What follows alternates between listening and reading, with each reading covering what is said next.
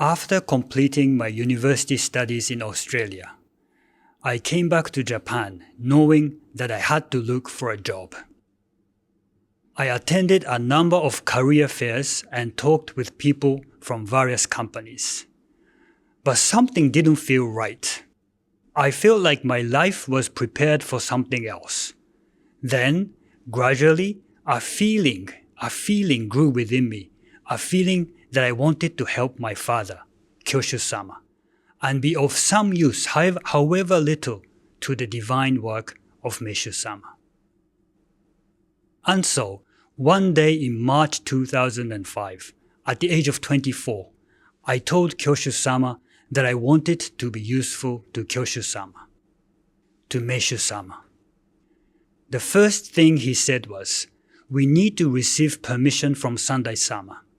And then he said, "Once you have her permission, you have to see Watanabe sensei."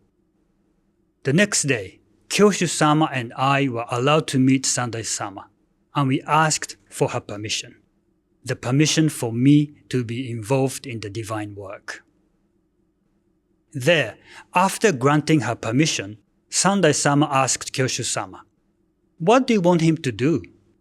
Kyoshu-sama responded, "I plan to have him meet Watanabe sensei, whom I trust, and start from there." Sandai-sama then said, and I still remember this moment so vividly to this day. She said to Kyoshu-sama, and in a way indirectly to me, the following: "Let Watanabe sensei boil or bake him as he wishes. It will be good training for Masaaki."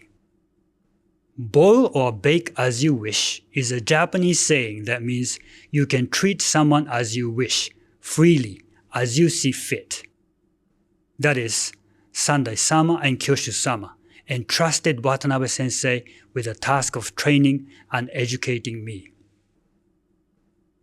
A few days later, there I was with Watanabe sensei in a sushi restaurant in Atami, just the two of us. Before saying much, he reached into the inner pocket of his jacket and took out a bunch of papers. Then he said, "I give you this." I looked at it, and it was the most recent message of Kyoshu-sama. He said, "I already read it 10 times, so you should too." I think it was a way for him to tell me that, first, he reveres and respects Kyoshu-sama deeply. But secondly, and more importantly, it was a way for him to tell me, don't take Kyoshu-sama for granted just because he is your father. From today, you must receive Kyoshu-sama not as your father, but as Kyoshu-sama. Toward the end of our meeting, Reverend Watanabe said, "Today I came to tell you one thing." Already nervous about meeting him for the first time, this made me even more so. He said, "Today, make a firm decision in your heart that you will be Kyoshu of this church in the future. From today, you must see, hear, and experience everything with this decision firmly set in your mind. Without making this decision, everything you are going to experience will be a waste."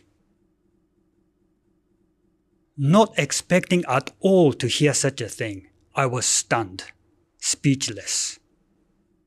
But then he continued, "So what do you say? Will you make the decision now? Yes or no?" I uttered a not at all convincing yes to him. Immediately he said, "I don't accept that. Is that a yes or a no?" For whatever reason, I felt kind of scared to say yes to him. I mean, I just graduated from university, and what he was saying to me sounded like such a huge matter. And rightly so, it was a huge matter. But there, on the spot, I was required to make up my mind. After a few seconds of silence, which to me felt like several hours, I said yes. I did not say this with a loud voice or with conviction, but I remember saying this yes, feeling as if I were diving into something unknown, entrusting the whole of myself to that something. I am not sure even today whether this yes satisfied Watanabe Sensei or not, but still he accepted my yes with a quiet nod. From then, my time with him began. Until he passed away in 2013, he taught me so many things that it is impossible for me to recount all of them now. But it all comes down to one point, and that is to serve. Through his words and attitude, he wanted me to learn the importance of serving. When he reached his hand into his pocket, it was time for him to smoke. So the moment he went for his cigarettes, I prepared an ashtray, before told, of course. When he wanted to write something, I had to prepare a pen and a piece of paper. So I always had them in my pocket, ready to be used. The two of us dined together so many times. Sometimes he asked me, "What do you want to eat tonight?" But to me, this question was a kind of challenge from him that actually meant, "Can you guess what I want to eat tonight?" This way, instead of putting myself first, I was trained to think of what Watanabe Sensei wanted. That is, I was trained to serve. What does he want right now? What is he thinking? Does he want to drink coffee now or later? Does he want me to talk or be quiet? To some, all this may sound old-fashioned, but to me it was not. In this way, I was able to learn how to serve someone, and that someone ultimately was God. Through Watanabe Sensei, I was able to learn the importance of serving God, the importance of leaving your wishes behind and living for the wishes of others, the wish of God. And the key to this training is understanding that in order to serve God, you have to do so through serving someone in this physical world. Kyoshu-sama is the only exception, since he is the one who serves the invisible, representing all of us. But for us, if we don't serve through someone in this physical world, we end up creating our own convenient image of God or Meishu-sama and say that we are serving them when, in fact, we are serving our own desires. That is why the existence of Kyoshu-sama is vital for our faith in Meishu-sama. By leaving your desires aside and focusing on the wishes of Kyoshu-sama, you are able to learn how to serve. If not, even though you say, "I serve Meishu-sama," how can you know you are right? How do you know what Meishu-sama now wants? The voice of Kyoshu-sama is the voice of Meishu-sama. This was the philosophy, faith, and principle that Watanabe Sensei strongly held. The years I spent with Reverend Watanabe have provided me with such a solid foundation to grow into a religious person. He taught me that it is only through serving your superior that you can serve Kyoshu-sama, and ultimately serve Meishu-sama and God.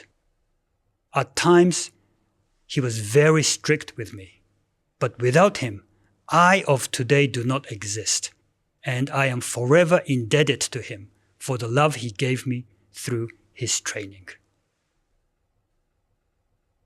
If Watanabe Sensei were alive during this church purification, he would have been the very first to defend Kyoshu-sama. Those who say otherwise are blind, ignorant people who fail to understand his mission on earth. He lived on earth to serve Kyoshu-sama. His mission was to serve Kyoshu-sama. He always told me, "My father, Katsuichi Watanabe, served Meishu-sama, Nidai-sama, and Sandai-sama. And me, I serve Sandai-sama and Kyoshu-sama." I think I heard him say this phrase at least 100 times, Such was his passion toward Kyoshu-sama. It was unfortunate to see some people distort his legacy on earth, forging an image that he was not a Kyoshu-sama-centered person. In this way, they are denying the very existence of Watanabe Sensei, someone who devoted his life to the divine work of Meishu-sama, through Kyoshu-sama.